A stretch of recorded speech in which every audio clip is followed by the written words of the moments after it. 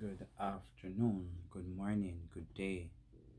Hello everyone, welcome to another video, another vlog on the channel Journey with Kevin. Today I'll be doing a Q&A. I'd asked a few of my subscribers and followers for a few questions because I realized that some of my followers, or most of my recent followers, they have not been there from the beginning, so they missed out on a few of the videos that I would have done introducing myself or giving a lot of information about who I am as a person. So if there were any questions that anyone wanted to be answered, I asked them to throw out the questions and I will be responding to them in a video. So this is my Q&A. Trust me, I got some questions, really tight questions that I'm like, okay, it's gonna take me a good time to respond because I have to give them the answers. I'm not going to skip any question, as tough as it may sound. I'm going to have to answer it to the best of my knowledge. All right, so first question, I won't say who it's from. Most Jamaicans who resides overseas now, when they reach retirement, they usually return to Jamaica. Would you return when you retire? No. To be honest, I don't want to, but I don't know what the future holds. If the future doesn't permit that I retire somewhere else, I have no choice but to go back to Jamaica, then that is what it will be then.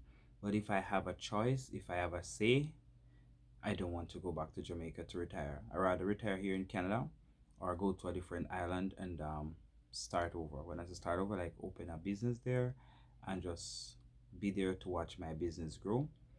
Retirement for me, I'm looking to retire somewhere before 60. I'm not going to wait until I'm 70 or 65 to retire. I'm hoping life goes the way I have it planned so I can retire before I get to 60 and enjoy some time with my family. So that person only had one question. Let me see other questions. Okay, so another of my subscriber would ask, what motivates you? What motivates me? My love for family, my love for my family, my immediate family, my daughters and my wife. Those are most of the things that motivates me. If I should take it outside of family and my love for family, I would say I love to help people. And in any way or form that I can help people, I always push forward to do it. If I have $100 in my name and somebody beg me $50, I'm gonna look into myself and say, do I need this 100 or more than the person who is begging $50? If I think I need it more than them, then I will give them 30 and not cut myself short. I've seen me in many occasions and situations where I give away my last to help people because I feel like they need it more than me. So what motivates me? My love for helping people. I love to help people. I was told I'm a people pleaser. Sometimes that can be good, sometimes that can be bad. But because I love to help people, I'm a voice to the voiceless and I want to bring hope to the hopeless. So whatever I can do to help people, I will do that. Do you have any other business in mind that you want to start? Yes, but do I want to say it on social media? Okay, so I have a lot of stuff in the pipeline working on. Something long term that I want to do. I want to have a loan business, a loan until payday, where I loan people money until payday at a 20% or 25% interest. Or if I can go down to 18%, I'll see how it works, who my clients are when I get there. I also want to open or to run a guest house, but I don't want to call it a guest house. I want to call it more of a safe space.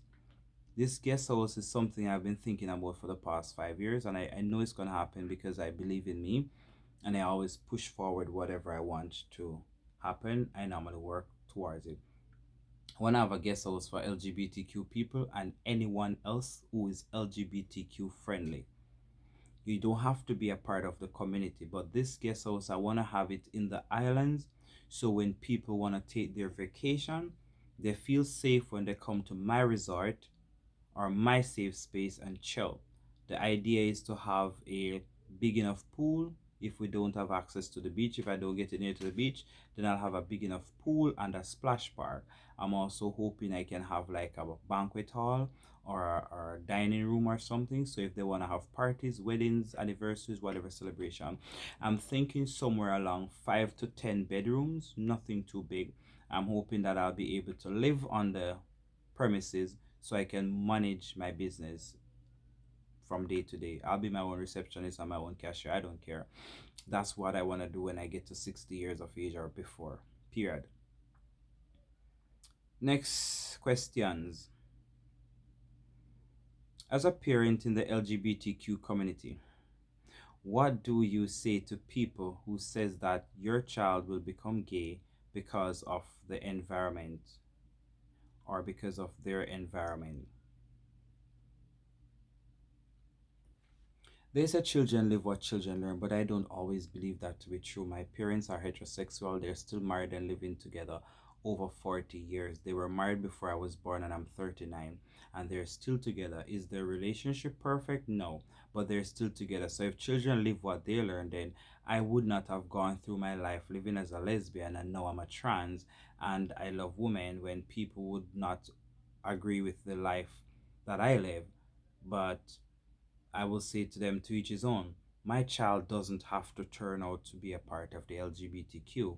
And if she chooses to, or if she is, I'm going to welcome her with open arms and I'm going to love her with open arms. So the children don't necessarily become gay because of their environment. Look at other celebrities who their children came out as being a part of the community, but the celebrities are living a heterosexual normal life. According to them, it's normal. So to each his own.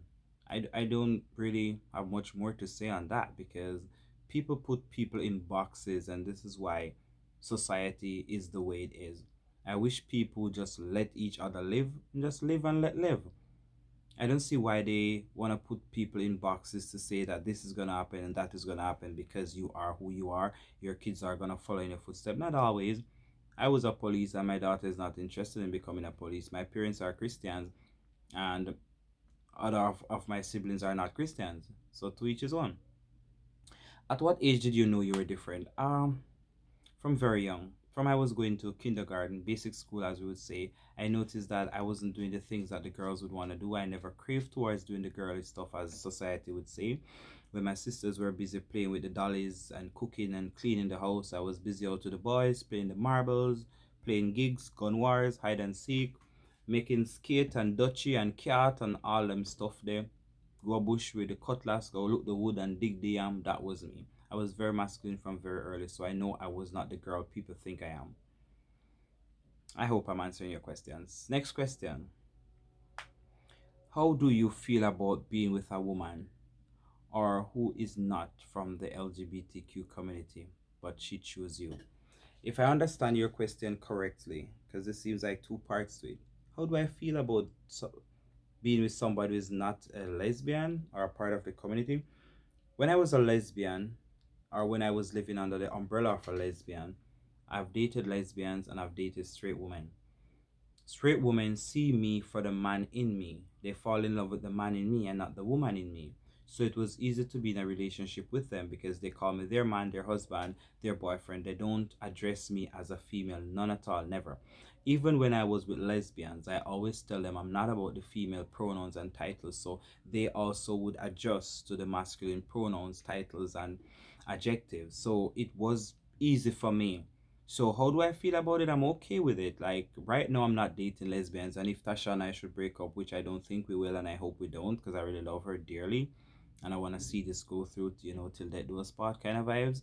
But if whatever the case is, I would not want to date a lesbian again because it defeats the whole purpose of being a lesbian. Remember, a lesbian is a female who only have sex with female. I don't consider myself to be a female. I'm not a female. I don't care what people think or how people feel, but I know within myself I'm not a female. So it's okay to date outside of the LGBTQ community. I've dated quite a few straight women. I've been with quite a few straight women. Some just one day experiments. Some are just trans chasers. Some are just there to see, am I really gay? Am I really a part of the LGBTQ? Is it just a phase? Is it just like I just want to try something different, So it works, it floats. There are a lot of queer women out there who just want to see if they're really queer, if they really love the D over the other D because they're both D. So they just want to see which one they like more, which one give them more vibes. But I always tell them it's not the tool that give you the vibes, it's the person who is using it. So whether you are a born male or you're a trans man or you're a stud, at the end of the day, it's the person who make you feel happy. Is not the whole title or gender or identity, is the person. And that's why at one point in time I was like, nah, I couldn't date a bisexual, but then I'm like, at the end of the day, they love who they love. At one point in time, I was like, I couldn't date a bisexual, but I'm like, they love who they love, and I love who I love, so to each his own. It's not a case where I have anything against them where I wouldn't date them. I just could not understand how they would put all their trust, their love, and their hopes in one person, knowing that they bi means more than one. So I was always curious and always scared that one day she would leave me for a male or one day she would leave me for a female. And I was also a little worried that she's gonna want to explore the feminine side of me inside the bedroom, which I'm not open to exploring. So that was my ego there when I didn't want to date a bisexual. But oh well, life changes.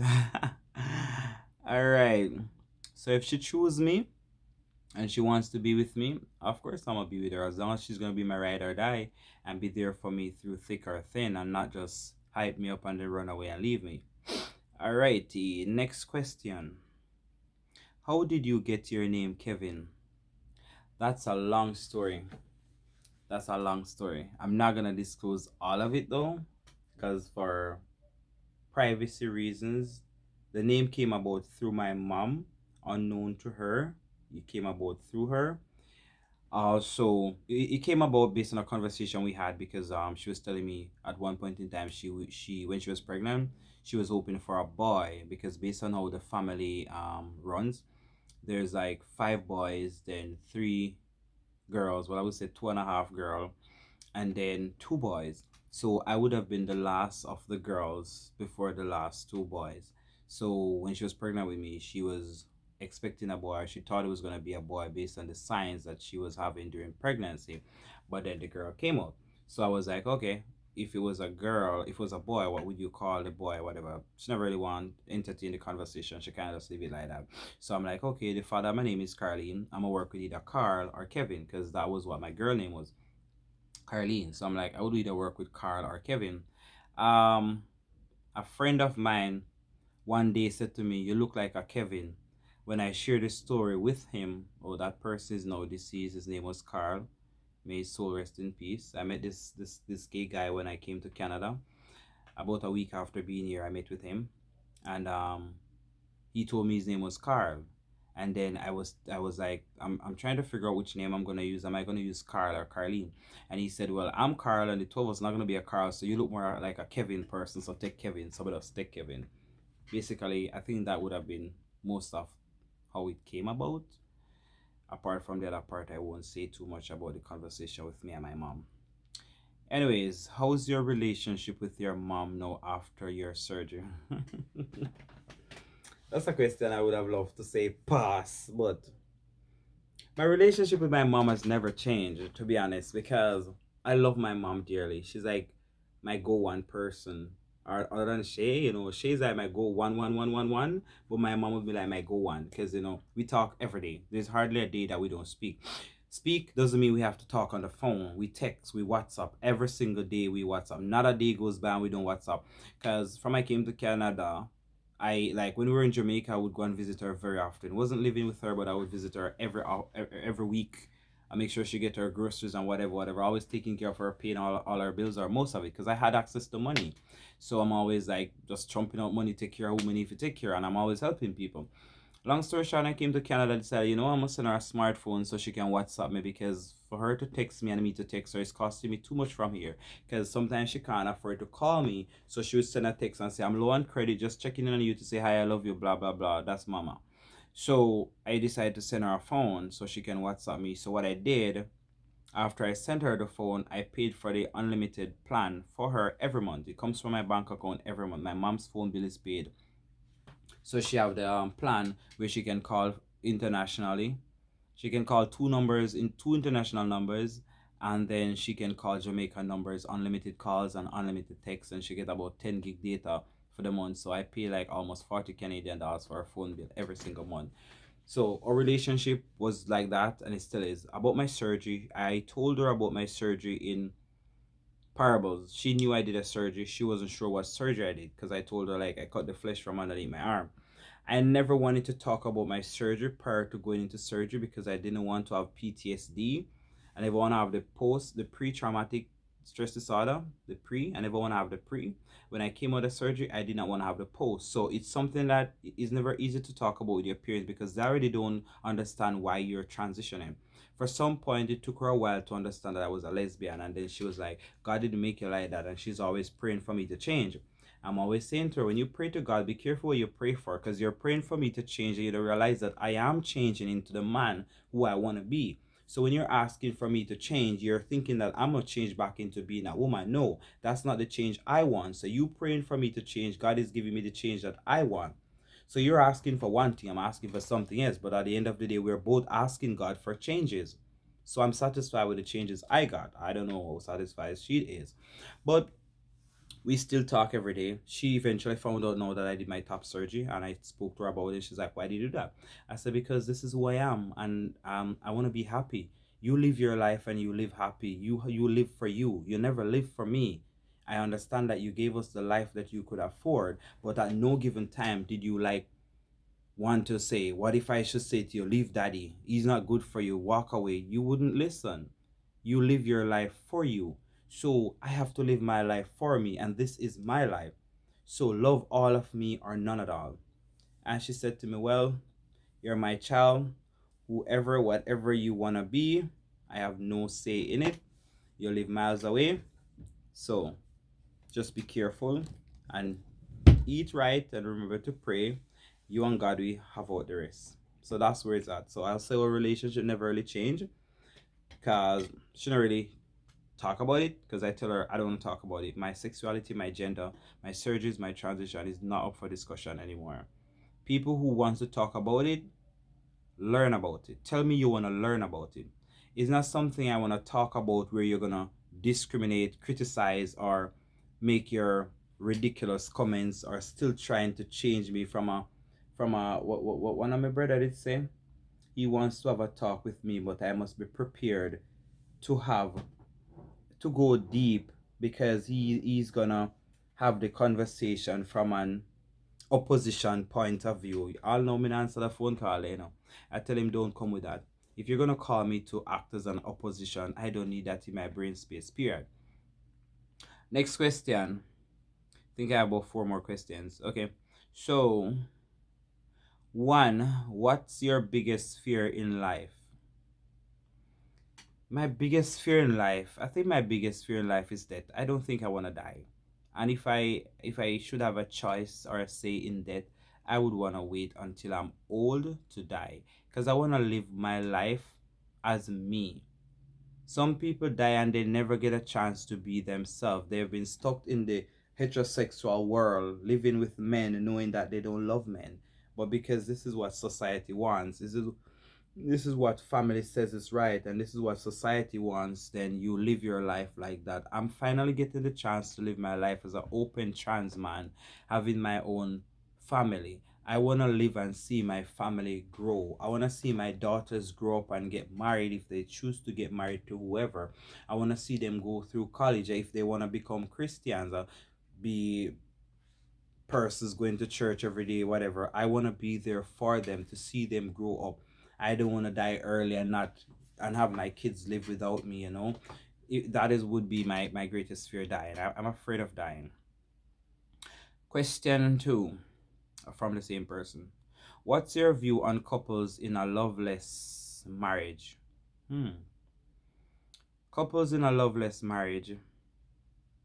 You see, based on how life go, people tolerate what they can tolerate for as long as they can tolerate it. I don't want to be in a loveless marriage, to be honest. But if it gets to that point, there's more to a marriage than just love. When you have family, you have investment, you bond together in many other ways. Sometimes love is not all. You can be happy without love, you know that. Because love can go shop. You can take love to the supermarket and say, sell me some food because I'm in love. But you can be happy and not in love, like I said. You just have to find what works for you. Some people grow out of love. If you're going to go in a relationship knowing that there's no love in it, then that's wrong. But if you're in it for a while and the love is gone and you just feel like, you know what, I think I should just stay because he was good to me when I was younger. He did this for me, he did that for me. So you're just gonna stay for staying sake. Pick your battles, choose what you can handle. If you feel like being in the loveless relationship is driving you crazy, walk away. The person will understand. Explain explain to the person why you're walking away before you walk away. Don't just get up and walk away and say, oh, me not love you anymore, and make the person feel like it's their fault. Sit down and have a talk with the person.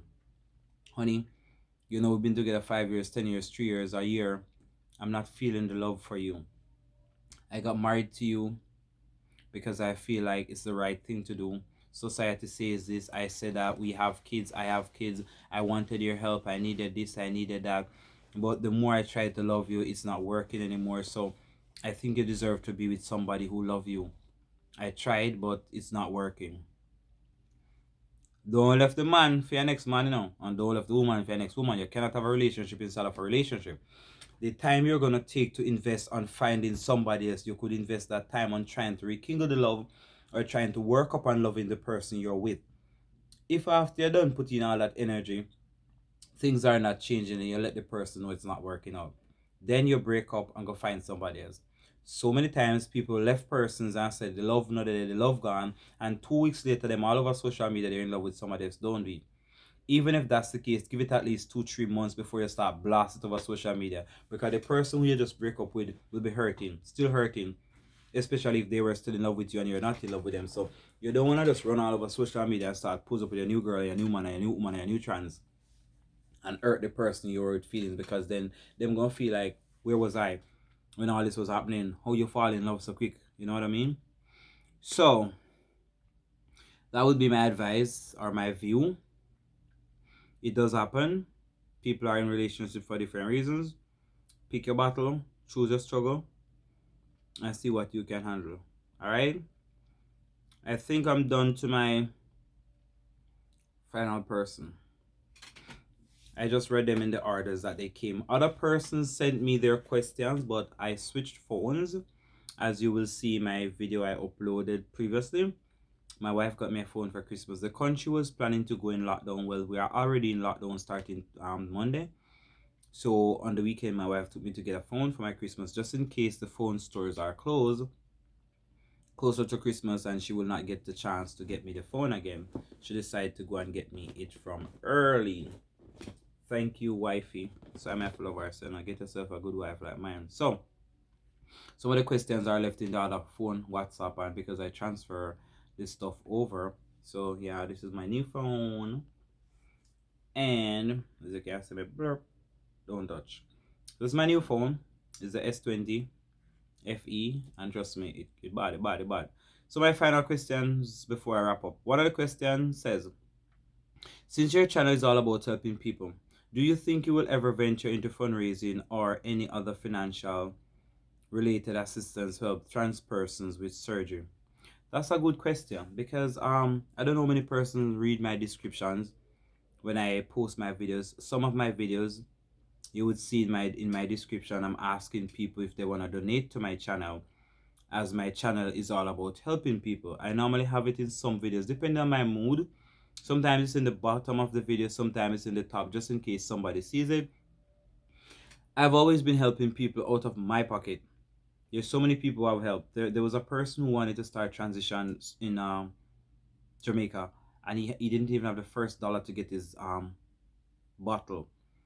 When I asked him how much for the bottle, and he told me excess amount, and he said that the doctor said he must come and make the appointment and do the blood test or whatever. I sent him 100 Canadian dollars, and that was enough to almost get him a bottle. so he could start his testosterone. How is he gonna continue? I don't know. I tell him, listen, I'll start you the first bottle. May the doctor give it in small portions so you have it enough to last you for at least 3 months. Within the next 3 months, you just have to figure out where the rest going to come from. Try and find a job or something in the meantime to start to continue, because you don't want to start and stop. Yes, I hope to help more people with my channel, and that is why I've been saying to you guys, help me, help them. When you share my videos, fundraisers may come on board. Fundraisers are welcome. I don't mind partnershiping with companies. I spoke to an agency the other day who assisted me at a time of need financially, and I was asking them if there's any way they could fund a project to help people outside of Canada. She said she will take it back to the funders and get back to me, because all their services are always for people who are in Canada. So I'm working on a lot of things.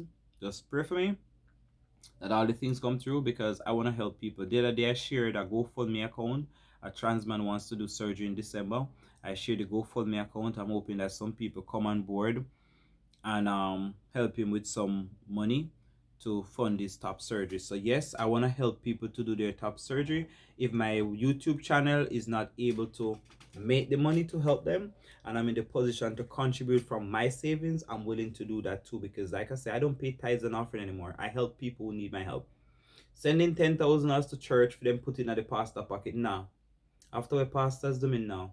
I have 3 brothers who are ministers, and I love them dearly. I trust them dearly. This is not about them, because I don't have any reasons to think that they're doing the bad things that other pastors are doing. No. Let me make sure I disclose that. But based on where I'm coming from, the Bible says you must help the poor and the needy, and you get a blessing. So me want my blessing, so me help the poor and the needy. And my mother poor and needy too. So when me go send 10,000 go to church, and my mother not have no food to eat, that don't make no sense. Just saying. Rather she probably go to my mother so she have food to eat. If she want to get the church people them some more tight, then I up to her. Me help the poor and needy. Period. So yes, I'm gonna be helping trans people once the money is there. Like I said, whether through fundraisers or through myself, it will be happening. So anyone who's watching this video, you want to contribute to my channel, there's a PayPal account. I posted it yesterday. And I didn't even remember about this question when I posted it yesterday, because like you see, I'm selling my merch and stuff. I was talking to my wife the other day, and we came up with a suggestion that when people purchase the merch from the Teespring account, I'm gonna put aside some money from every item sold, so I can have it for like assist people who have GoFundMe accounts for whatever reason.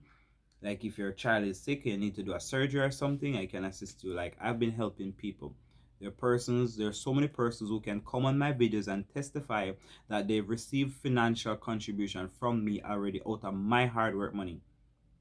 None of money when nobody give me out of my pocket, me take up and help people. So that will be in the making. When I just started my channel, I also say I want to use my platform to help people to migrate to Canada and help them to resettle or to start over, because living in the islands as a part of the LGBTQ is rough.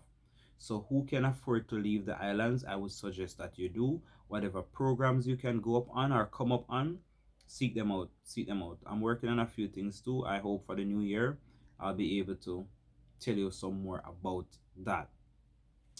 Final question.